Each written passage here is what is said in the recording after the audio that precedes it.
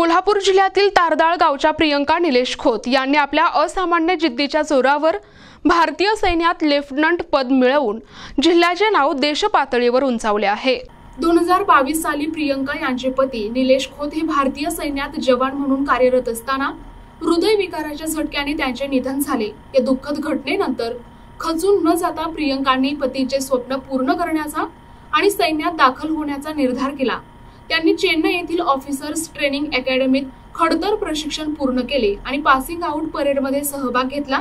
आपले प्रशिक्षण पूर्ण करून त्या गावात परतल्यावर गावकऱ्यांनी त्यांचे जोरदार स्वागत केले। पारंपरिक वाद्यांच्या गजरात मिरवणूक काढून त्यांच्यावर अभिनंदनाचा वर्षाव केला। या प्रसंगी बोलताना प्रियंका म्हणाल्या, आर्मी हे केवळ एक प्रोफेशन नाही तर जीवनाचा मार्ग आहे। त्यांनी सर्व महिला आणि मुलींना आपल्या स्वप्नांचा पाठपुरावा करण्याचे आवाहन केले। प्रियंका यांनी वैयक्तिक दुःखावर मात करून मिळवलेले हे यश संपूर्ण कोल्हापूरसह महाराष्ट्रासाठी एक प्रेरणादायी ठरले आहे। थोडक्यात माझा प्रवास सांगायचं म्हटलं तर 11 महिन्यामध्ये फक्त येस सर म्हणत असते, त्यामुळे मला बोलण्याचे सगळे पूर्ण कमी झाले आहे।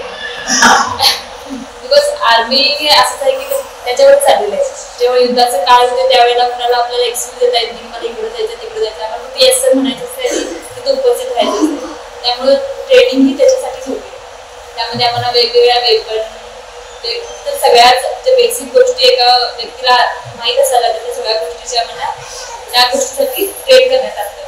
मग ते कसं बोलायचं असते, कसं बसायचं असते, जेवायचं, खाण्याचं, याच्यापासून ते बंदूक वगैरे कसं हाताळायचं, ग्रेनेड वगैरे कसे फेकायचे, दुश्मनाचा हल्ला वेगवेगळ्या पद्धतीने कसं असतं, सगळ्या त्या गोष्टीपर्यंत सगळ्याला बेसिक सगळी गोष्टी त्यासाठी आम्हाला ट्रेन करण्यात आलं।